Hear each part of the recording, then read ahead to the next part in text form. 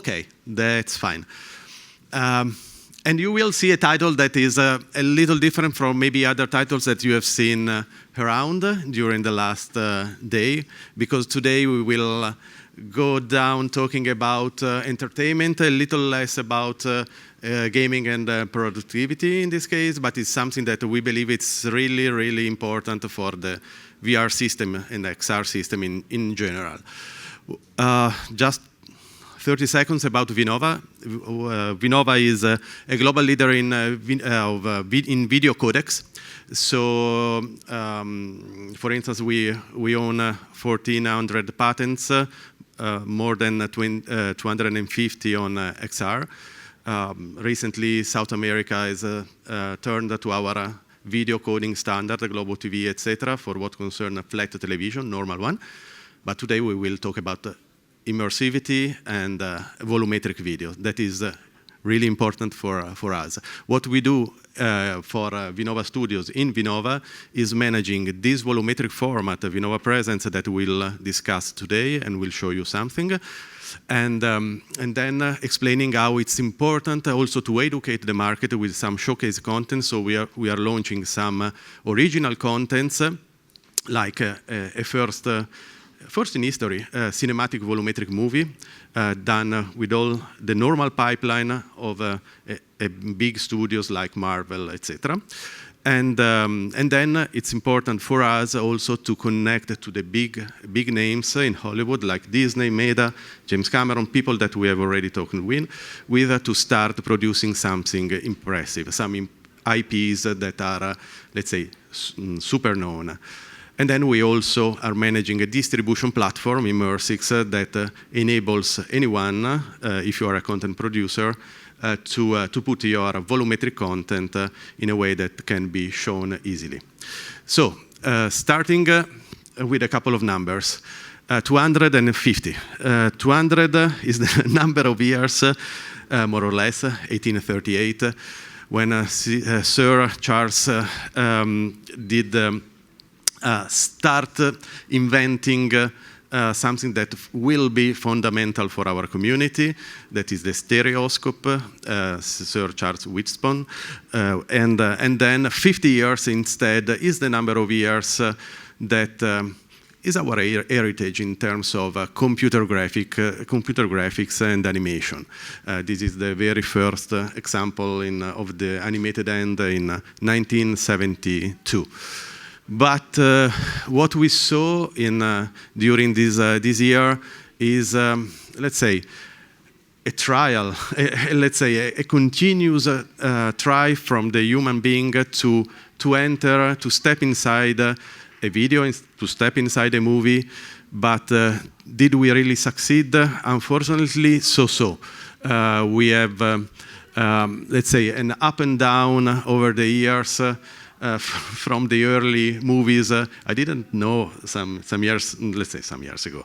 In 1954, Alfred Hitchcock did publish the very first 3D movie, and it was initially a success, but then down and then up and then down and then up and then down. Because why? Because we had some problems that we will discuss today, and we will discuss together how we can solve these problems and also leverage on what we really have, that is an heritage in computer animation that has been long. We have a lot of producers with assets, long-term assets, from Frozen, from Disney to Shrek, to a lot of them.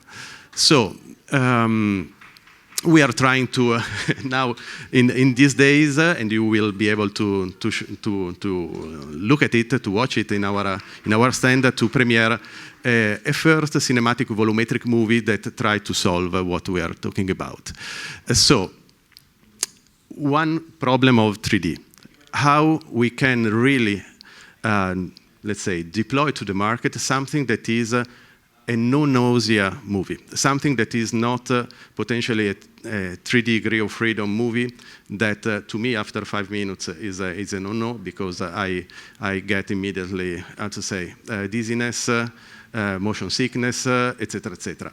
And in our opinion, sustaining a new movie market, a new movie, let's say, the evolution of the movie industry on a format that brings you sickness is not a way. You lose the magic, so being really immersed in a movie. And on the other side, while it's important, obviously, to set up a new monetization channel, it's important to leverage on what we already have. So not, let's say, forcing a producer, an important producer, like an Hollywood major, to start producing movie with Unreal or real-time engines, because they do not want to do that. They wanted to leverage on what they already did, they already have in their catalog, in their library, and so that is really important to give them tools that are plugged in their normal pipeline. That is massively important. And so if we have on one side James Cameron and a lot of movie directors that are pushing on 3D since the very first Avatar, we have also, and here obviously at United XR it's important, we have also, let's say, many different manufacturers that are launching to the market any year new devices. And it's good enough? Yes, I think, as yesterday Ori said, it's good enough, probably because we have reached the correct, how to say, resolution of devices. Maybe they can be lighter and less expensive. It will come over time, but we are really in a moment where the devices are there. What we need is to solve a couple of big problems, is that we need a killer application, and it's not only games, because gaming and productivity that is important, they are fine, but we need to address another big chunk of the market that is the movie lover. Who is a movie lover? Any one of us. Anyone loves to watch a movie. Any one of us like to let's say, to play a game? Maybe, maybe not, but any one of us like a movie. And so if you consider that in the market we have about $230 billion as a market size for movies, and little short of 200 for gaming, you have two really comparable markets between gaming and movies. In VR today is mostly 100% gaming. So there's a big niche from day one to exploit in terms of movie in VR, but we must do in the right way and not causing dizziness or motion sickness to people. This cannot work.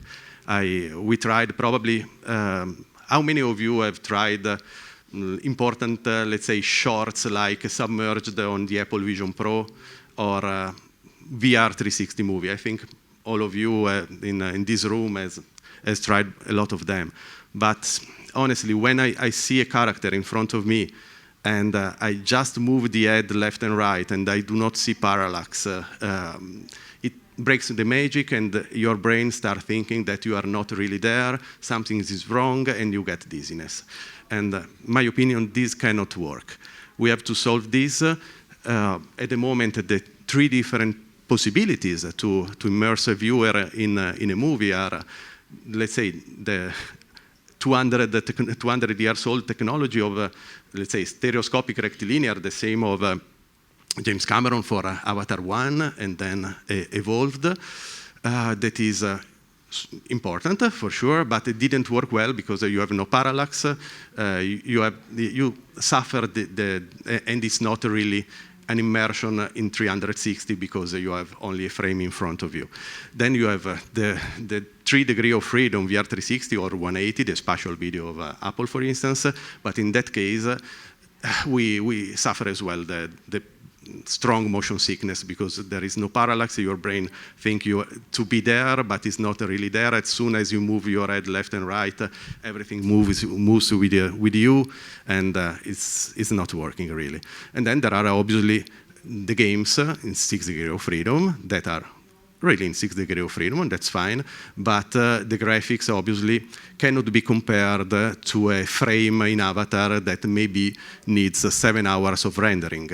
You cannot compare, there are 6 orders of magnitude between a frame in Avatar and a frame in a video game that must compute 1 frame in 8 milliseconds, not in 7 hours. So there, it's okay that the technology is advancing, but not this much. So we are trying to solve this with the Vinova PresenZ. We say that we have solved this. I let you see a short video, 1 minute. To create our viewing volumes, we harness the full power of high-quality graphics, giving the engine all the time it needs to compute perfect visuals along with complete immersion, enabling intricate hair and fur simulations down to the finest detail. PresenZ brings characters to life in ways never before seen. Explore environments where the impossible becomes real, from product visualization to immersive advertising. PresenZ also transforms traditional cinema, remastering 2D stories into immersive experiences. Whether you're revisiting cinematic classics or creating entirely new worlds, PresenZ empowers filmmakers to push the boundaries of imagination. Vinova PresenZ. What you have seen, for instance, that there are some contents from DreamWorks. At our booth, we have other, let's say, confidential content from other majors that are really impressive. Obviously, it's a matter of content, because whatever you have as a source material in Maya Arnold, in Maya Katana Arnold, in 3D Studio Max or V-Ray, etc., can be converted, re-rendered in our format. And that is, let's say, content-led. At the end, if you have a super nice IP, this IP can be turned to volumetric, and this is the real important topic. No, we are trying to do our own originals, but obviously we have not, unfortunately, the budget of Disney or DreamWorks. We are trying. We have just released the Shark Karma today. You will be able to look at it in our booth. There are super nice simulations, obviously simulation that you cannot do in real time in 90 frame per second in stereo and 4K.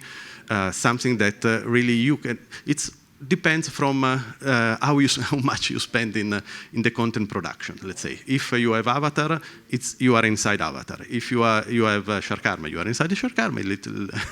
We spent a little less, but in any case, it's an important investment for us. This is why this is probably the most important slide for producers, because this is the normal pipeline that they use for normal production of a Baby Groot, Marvel, so Maya Katana Arnold, or the other tools. And for us, it's simply placing a plugin and changing the point of view where you normally render a Kung Fu Panda or Shrek from a point of view, and then you bake in a flat frame. In this case, you substitute the point of view with our point of view that is the center of a volume of space, where you are able to move and to look at 360. And in that case, it's simply placing the camera, re-render again, and you spend about 1.5 to 3 times the time of normal rendering of a flat frame, obviously because you have to render all around, but you have the new, let's say, volumetric video that you can monetize again in a different channel. And that is really important, because it's a sort of adaptation of a movie, like normally you make a movie and adapt to ScreenX or IMAX or whatever. You adapt the movie to Vinova PresenZ. And in that case, you are able to monetize on a new channel. And that is really important for them. For what concerns the distribution, at the moment, we work in PCVR. You can download today Immersive on Steam and try it yourself, or at our booth. I would have liked to launch and to announce also the pixel streaming here at United XR. We are solving with a very, very big cloud gaming provider worldwide, 2 big ones. The pixel streaming that will be available, unfortunately not today, but early 2026. they are solving a little bug, but is finally close to be released. So you will need at home only an headset connected to Wi-Fi and without a gaming PC needed in PCVR normal traditional architecture. You will be able to use an Apple Vision Pro or a Meta Quest or a Pico or an HTC, etc., connected directly on Wi-Fi. We'll need initially about 40-50 megabits per second using our codecs that we're integrating in the cloud gaming architecture. It will at the end be about 30 megabits per second required. We do not need the ultra low latency let's say, specs of a cloud game, a normal cloud game, because it's easier for us. We have not an interaction, let's say, shooting aliens or whatever, so it's absolutely easier for us. We are already working with the big ones. Imagine, let's say, being inside Avatar, the real avatar of the movie theater, not a video game. We are already talking also with that team, and that would be for us the most important production, obviously, and for the Avatar 3. But now let's start talking a bit. Sorry if I've run a little longer, Aimo. We need to maybe to how to say, approach this new world of making movies in a phased, with a phased approach.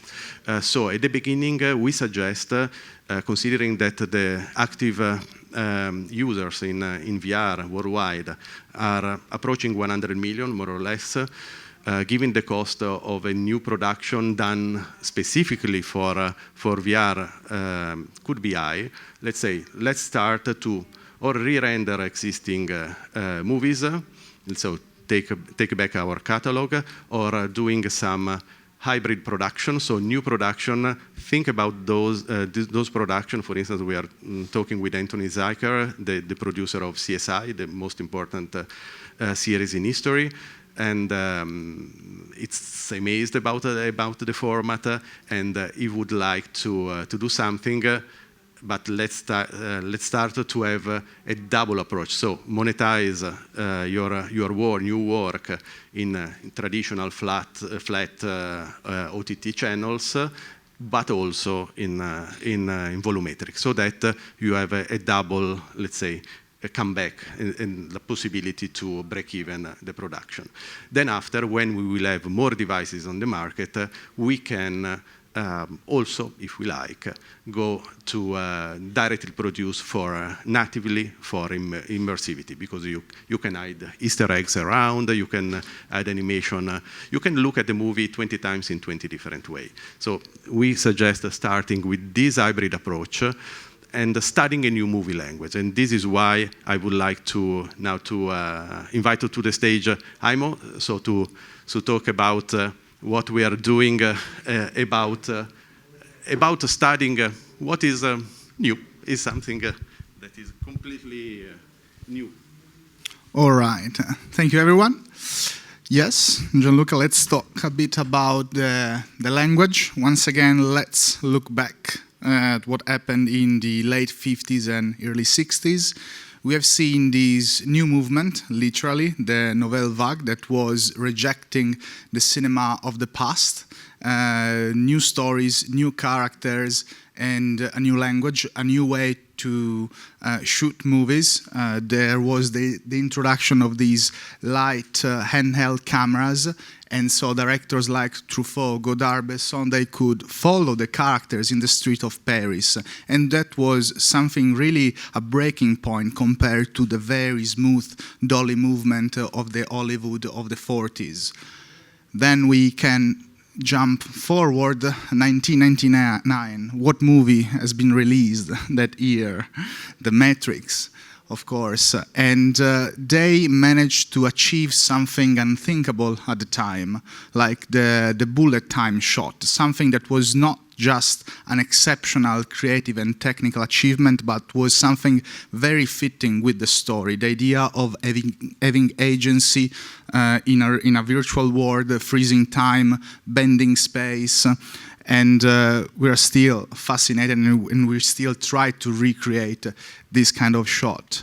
And then flash forward again, virtual production, a new way to produce movies and TV inside these LED volumes using real-time gaming technologies.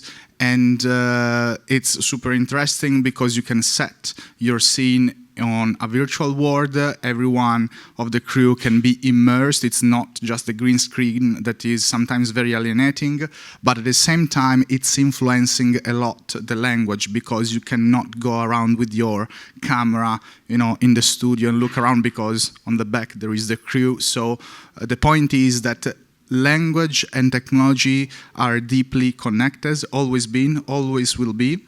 But when we talk about 6 degrees of freedom, about virtual reality, this 360 space, in my opinion, we're going even beyond. It's not a revolution of cinema, but it's a medium of its own.